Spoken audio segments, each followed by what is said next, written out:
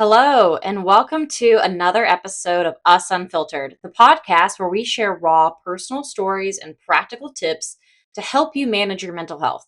I'm your host, Adrienne Selena, and I am back from vacation. If you listened to my last episode or if you followed me on social, you know that last week I was on vacay and it was a very much needed time off. I feel so much more renewed and relaxed. I had definitely kind of burned myself out recently. I've just had a lot going on over the last few months, both professionally and personally. So I kind of wore myself a little too thin, which I have a bad habit of. So I took a nice trip to the Appalachian foothills. I actually hiked 19 miles in that entire week. So I had a lot of time outside and in nature, and I feel so much better, and I feel like I have a fresh perspective on things as well, which is something I've been needing and didn't even realize it until I got it. But we're not here to talk about my trip. We are here to talk about today's topic. Today, we are jumping into a topic that affects everyone at some point in their life, and that is how to challenge negative and unhelpful thoughts. This really is a universal struggle. Even if you do not have significant mental health issues or even face things like depression and anxiety, we all face negative thoughts at some point in our life, and that can be very tough to ignore and control. What's kind of funny about this episode is it was inspired by my job, which doesn't typically inspire my episodes most of the time.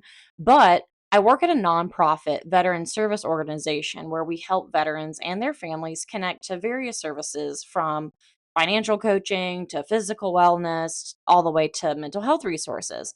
And recently, while working on some mental health materials with a coworker, I was reminded of how universal the struggle with negative thoughts really is. Whether you are a veteran, a first responder, or just an everyday person, we all deal with these types of thoughts. The scary part about negative thoughts is that if you do not learn how to control them, they will start controlling you. Let me share a little bit about my own experience with this so I can kind of give you a good example of that. Between the years of 2020 to 2023, I went through a significant amount of pain and heartbreak. At the end of 2020, I ended up calling off an engagement. I talked about that in an earlier episode. But then after that relationship ended, and it was a long term relationship, it led into a cycle of toxic relationships after that. That cycle then led to depression and anxiety, and I was plagued by negative thoughts about myself. I would tell myself things like, I'm such a failure, or what's wrong with me? Why can't I have a regular relationship? Why do I seem to always self sabotage? I must be the problem. I'm such a mess up. I'm so broken. And these thoughts ultimately weren't true. But because I didn't know how to manage them, they quickly took over my self perception. And no, I'm not saying that I didn't have issues. That couldn't be farther from the truth. I did contribute to a lot of my own demise when it comes to those relationships, but what I'm saying is that the way I was talking to myself about it was so self-destructive. It was not self-constructive, and there is a big difference. Many people, including myself, tend to turn to substances like alcohol or drugs or whatever to numb these types of feelings because they're trying to numb the thoughts. That is called avoidance.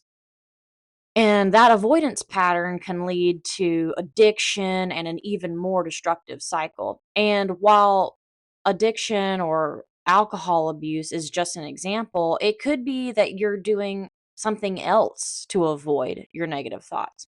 You could be binge playing video games or always eating whenever you feel stressed or isolating yourself completely from friends or family. A lot of people have different reactions to dealing with negative thoughts or negative self talk, but I gave alcohol as an example because it's the most close one that I personally have experience with. But I wanted to give that example also because I want to show you the cycle of how this works. Let's say Friday morning, I wake up and I am just being totally berated by negative thoughts about myself. I'm telling myself I'm a failure, I'm a loser, I'm fat, I'm this, I'm that. And then Friday night, I get so overwhelmed that I decide to turn to liquor to help numb those things. So I'm just having fun. I'm drinking. I'm drunk. I don't even think about any of those thoughts anymore. Then I wake up Saturday morning. Not only do I feel hungover, but all of those same thoughts are now coming back. And now I'm not just having the original thoughts, I'm also beating myself up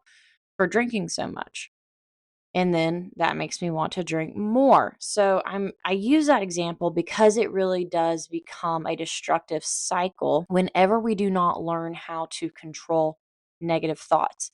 Again, alcohol is just one example of many different types of ways that you could either be dealing with avoidance or some sort of self-destructive pattern. So, I say all of that to say that learning how to manage and detect negative thoughts is crucial, and it will also help improve your self talk, which is then going to ultimately enhance your long term mental health. A lot of times, negative thoughts start with a reaction to either an event or a challenge. Because of the way we interpret things, that often determines how we react to them. For example, let's say you're at the airport, you're about to board a flight to go visit your family members.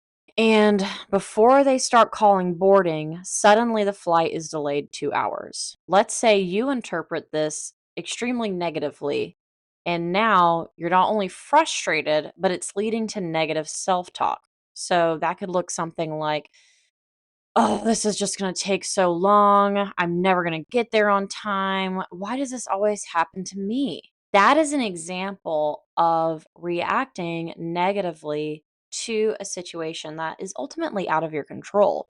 By changing our perspectives on things can really lead to different and more often positive reactions.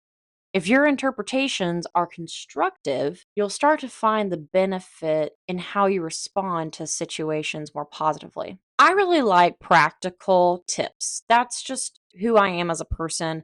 And that's why I like to do tips and strategies on this podcast because I just feel like they're more applicable and they're more helpful. If that's not your style, then I don't really know if this podcast is going to be for you, but I am going to go through different steps and things that you can do to really help improve your self talk and also help you identify the areas where you could be struggling and could use some strategies to just help your perspective be a little bit more positive. Step one, start recognizing unhelpful thoughts. This means getting in tune with your own thoughts and how you talk to yourself. If this is something that you don't actively do now, I would recommend starting with mindfulness techniques and also just being more aware of how you interpret the world around you. These types of thoughts are basically silent conversations that we are having with ourselves as we navigate life challenges. Step two, realize that thoughts drive our actions and our emotions. Like I said before, how we feel and how we behave in any situation stems from our interpretations. That is normally shaped by our past experiences, our attitudes, and sometimes even our personality. Reactions to non life threatening events are influenced by your thoughts and your interpretations. A good example of this would be getting critical feedback at work. The negative take could be, oh, this feedback means that I'm just terrible at my job. I'm probably going to get fired. Why can't I do anything right? The positive take could be, this feedback, it hurts and it sucks, but it is an opportunity for me to improve. My boss wants to help me grow. That's why they're giving me this feedback. And I'm going to take this as constructive advice and work on getting better. By reframing the situation, you can see how the interpretation influences your emotions and your actions differently. By taking that positive outlook, it's going to encourage growth and a proactive attitude, while the negative take on it leads to anxiety, self doubt, and a lot of times self destruction. Step 3, challenge the negative thought. Ask yourself, is there real evidence to back up this thought that I'm having? A lot of times there isn't. And if there is not, that's an opportunity to reframe the situation in a more constructive and helpful light. So, some good examples would be considering questions like, are my thoughts on this situation based on feelings or are they based on facts? Am I using exacerbated or exaggerated words like never, forever, should, must, always, can't? Also, am I ignoring the positive in this situation? By asking yourself these types of things, you're going to start identifying if there is factual evidence to back up that negative or unhelpful thought. Step 4, replace the negative thought with a positive one. So, after challenging an unhelpful thought, it's time to replace it with one that's more realistic and positive. And this isn't about blind optimism. I'm not telling you to just put on rose colored glasses and pretend like everything is hunky dory in the world. It's about finding a balanced perspective that acknowledges the challenge but focuses on either a positive or a solution. An example could be getting a project at work that is totally overwhelming and you feel completely underqualified for. Your initial thought could be something really negative, like, oh, there's no way I can do this. I'm completely unqualified. I'm going to fail at this project. Or you could create a new thought and a statement that is both realistic and positive. For example, reframing it to, you know what?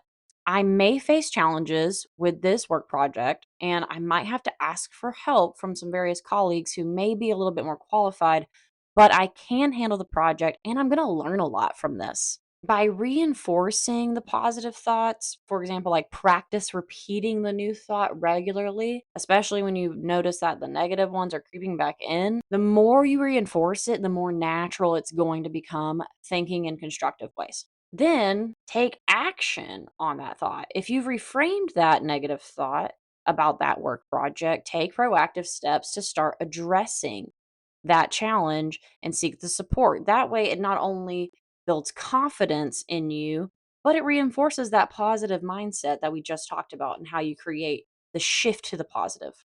All right, now that we went through the 4 steps on how to challenge unhelpful thoughts, I'm going to give you even more tips on how to overall improve your self talk and help continue this pattern of positive reactions. Now, these aren't steps like things that you should do in order, like I just mentioned before, but these are things that you should probably consider and evaluate just through some self reflection and see if this is an area in your life that you could work on simply to just help improve how you talk to yourself. And that's ultimately going to improve your self confidence, your self esteem. It'll help challenge negative thoughts in the future and just give you a better framework of how to react to life events. Number 1, practice self compassion. I really feel like this one hits home for me because this is something I have struggled with a lot throughout my life. I was actually just talking about this on the phone with my mother today. I tend to be a perfectionist and I also tend to have some obsessive and compulsive tendencies. And because I struggle with perfectionism, whenever I make mistakes or whenever I feel like I have messed up, I tend to beat myself up. And 1, that's not constructive. It doesn't help anything. But 2, it doesn't allow me to ever understand that everyone makes mistakes and give myself that grace and that compassion that I deserve. By treating myself with the same kindness and understanding that I would offer a friend, I'm improving my self talk by being self compassionate. Number 2, surround yourself with positivity. Now, I'm about to step on some toes here because I'm sure some people are going to disagree with what I'm about to say, but it's true and there's a lot of evidence to back it. Inspirational content is going to improve your self talk. So that means reading books or watching shows, watching videos, or listening to podcasts that inspire and motivate you in a positive way. I no longer listen to music that I feel like either wears on my self confidence or just makes me depressed. I don't do it because I know it has an effect on my mental health and then it subsequently has an effect on how I talk to myself. I'll give you an example. I used to love rap music. I rarely listen to rap music anymore because a lot of it has an undertone of things that I don't feel like positively represent who I am as a person or the type of person that I would want to be. And a lot of times, some of that music and that genre is just completely derogatory towards women. I mean, that's a fact. I don't care if you want to argue with me about it. Feel free to send me an email. I don't care. That music tends to objectify women and puts them down. And I don't listen to that type of music anymore because I don't want to subject myself to those types of thoughts about myself. Also, with surrounding yourself with positivity, this also means spending time with people who uplift you and support you. This is also a tough one in this category because a lot of times we make excuses for the people that we love and we hang around. And I'm going to tell you from personal experience that that's a mistake and it's only hurting you more. If you have people in your life who you walk away from spending time with and you feel worse about yourself than before you went to spend time with them, that is a person that you either need to keep at arm's length or you need to completely cut out of your life. I like to look at individuals as either givers or takers. Someone is either giving into your life, and I mean pouring into your life, adding something of value to your life, benefiting you in some way, or they are taking from you, meaning that they are an emotional vampire. They are draining your energy, they are taking your time, they are taking of your resources. Who you spend time with determines a lot about how you talk to yourself because a lot of times how those people talk to you is also framing how you talk to yourself. So, spending time with people who uplift you and support you and encourage you is going to have a more beneficial and positive effect on your overall self talk. And y'all, that does include your family members. If you have family members that treat you like crap, do not feel bad about putting them at arm's length. And I'm telling you that from personal experience. I have gotten to a place in my life where I have put so much effort and work and time into being a better human being, being happier, being more fulfilled, getting rid of some of these negative things in my life, toxic cycles that hurt me, that I am no longer going to subject myself to verbal abuse. So there have been people in my life that I was very, very close with at one point that I have either completely cut out or I have put at arm's length because I know they do not benefit me, they do not encourage me, and they do not make me feel good about myself. So surrounding yourself with positivity, the people you hang out with, the types of things that you watch or listen to, they're going to have an effect on your self talk. Number three, celebrate your successes. This is a little hard sometimes because I think in life we've been kind of taught to not be vain, not be, egotistical, don't be a narcissist. And there's a big difference between being totally self consumed and celebrating and acknowledging your achievements, no matter how small. When you have achieved something, you deserve to give yourself that celebration because not only have you set a goal that you've reached, but you've also reinforced to yourself who you are, the work that you're putting into it. That deserves praise. And by celebrating ourselves when we achieve things or when we reach certain milestones, whether it's big or it's small, that is going to improve our self talk and it's also going to give us better self confidence. Number four, mindfulness and meditation. I've said this before, I'll say it again. Practicing being present in the moment really does reduce anxiety and negative thinking. So, taking time to regularly practice mindfulness or practice meditation techniques can help calm your mind and promote positive thinking. And lastly, and certainly not least, number five, seek professional help when needed. A therapist can really help provide strategies and support to help you improve your self talk. My therapist has really helped me understand the root of why I have tended to be negative with myself in the past. And a lot of it has to do with how I was raised and in the environment that I was raised in. But being able to recognize those patterns, I'm now able to see them more realistically, take a step back from them and edit how I think about myself in a different way. So, obviously, a therapist could be very helpful if this is something that you're severely struggling with. Also, I do want to suggest support groups. I have talked about support groups in some of my earlier episodes, and I feel like a lot of times people just think support groups is like going to an AA meeting, and it's not. I have done support group therapy. And when I was doing support group therapy, at first I was extremely hesitant because I was not ready to sit down in front of a group of women and just talk about all my problems. It was very overwhelming at first, and it can feel a little like you're on the spot. However, I want to emphasize that by joining a support group, it does give you a sense of community and shared experiences. And when you have that sense of shared commonality with another person, it allows you to be more vulnerable and be able to talk about things that can be very struggling to handle on your own. So when you have two, three, five, seven, nine, whatever, however many people in a group that are all going through the same things, you're going to feel a sense of relief. Like, holy crap, I'm not the only person experiencing this. So, I've given tips on how to improve your self talk. I've given tips on how to challenge unhelpful and negative thoughts. And I really hope that someone out there listening has found this episode helpful. Like I said in the beginning, this is something that we all struggle with at some point. Having positive self talk can be so hard, especially in a world where it feels like everyone is critical of everything and we always have to be critical of ourselves. But you deserve to talk to yourself with kindness. You deserve to have a positive outlook on life, and you deserve to be present and in the moment and not feel like you are plagued with negative thinking. Thank you for joining me today on Us Unfiltered. Once again, I am Adrienne Selena, and if you found this episode helpful, please share it with others who might benefit from it. Be sure to subscribe and leave a review. Before I sign off, remember, mental health matters, and so do you.